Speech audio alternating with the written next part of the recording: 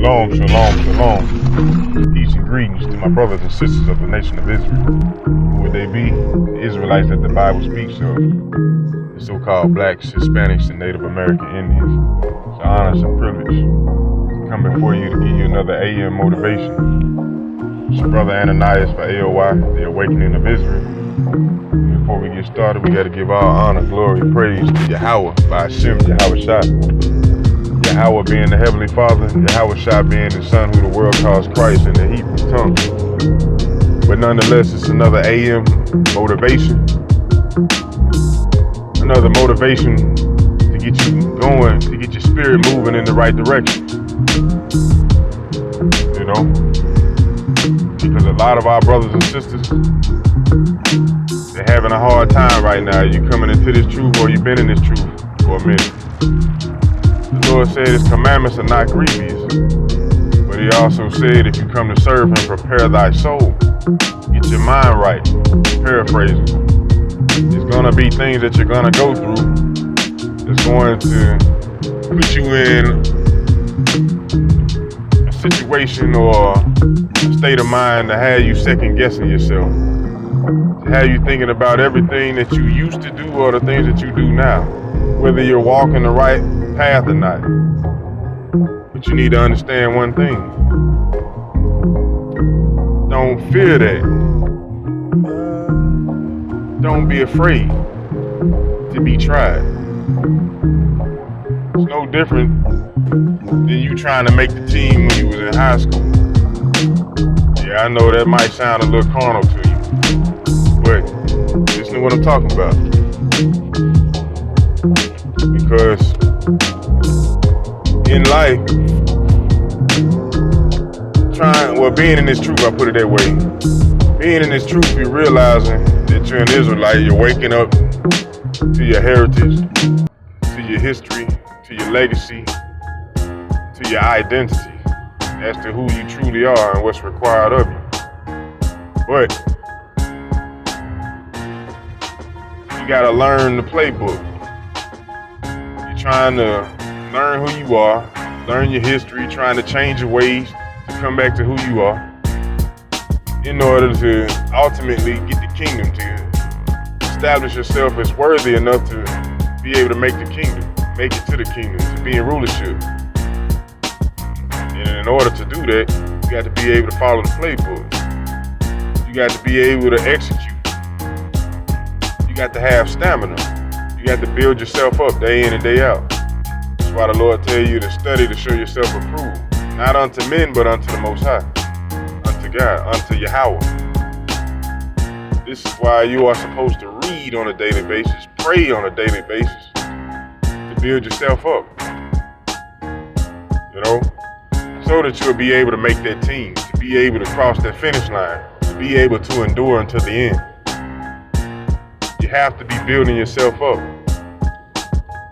You know, you want to make the team, you had to make the team in high school.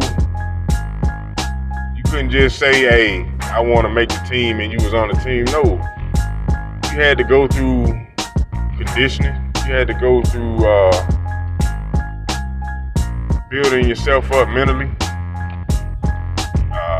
Going through the rigors of the day-to-day life. Whether it was doing your homework, preparing for a test,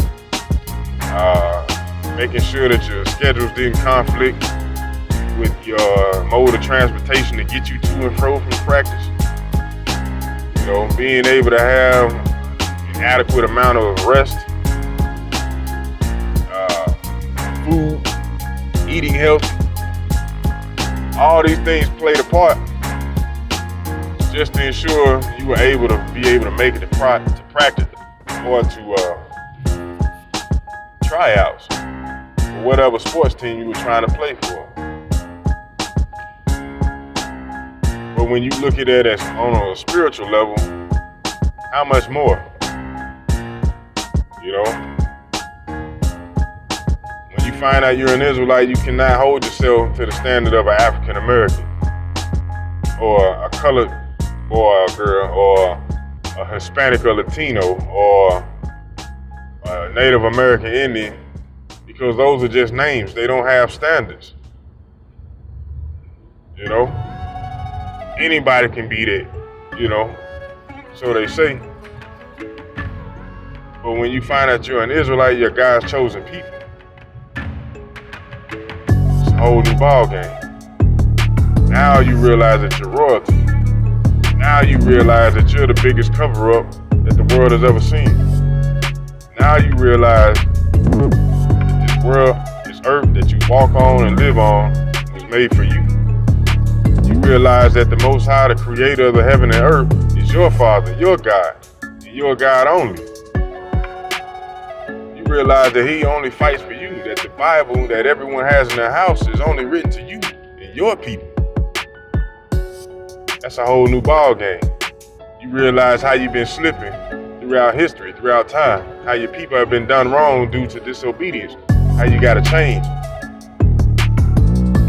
So you no longer hold yourself to a mediocre or a less than nothing status or mindset.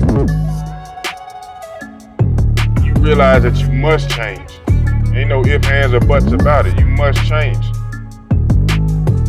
And in order to make that team or consider yourself qualified, you got to continuously build yourself up.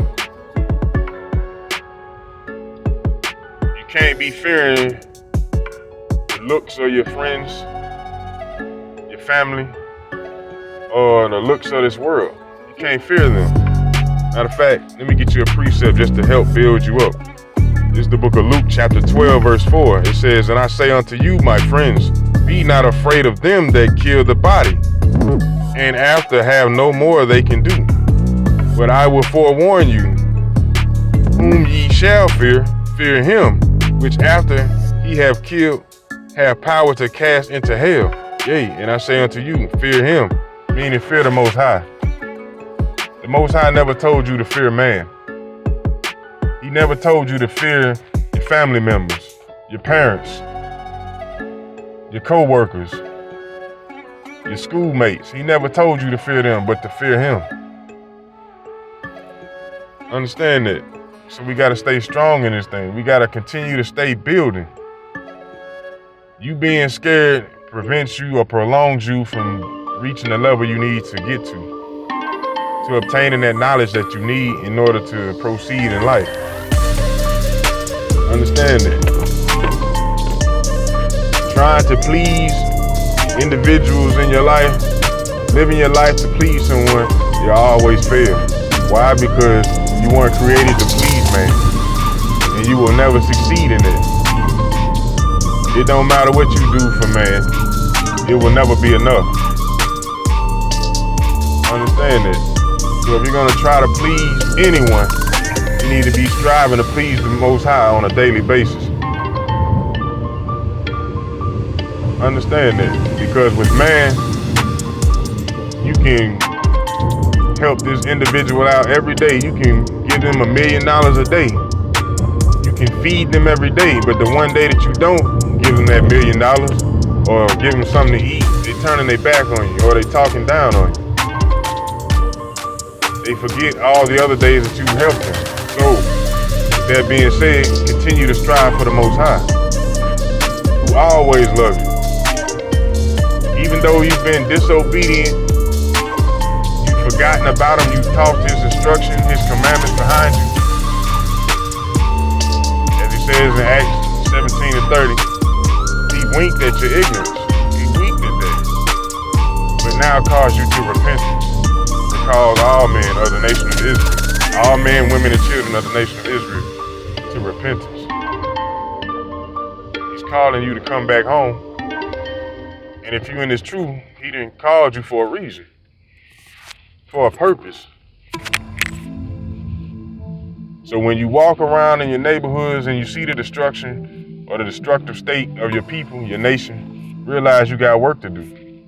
It's no time to be slacking off, to be second guessing the motive, the mission. You got to go hard and harder each and every day that you're blessed with an opportunity to wake up. You don't have the answers to all things. You have not fixed all your problems.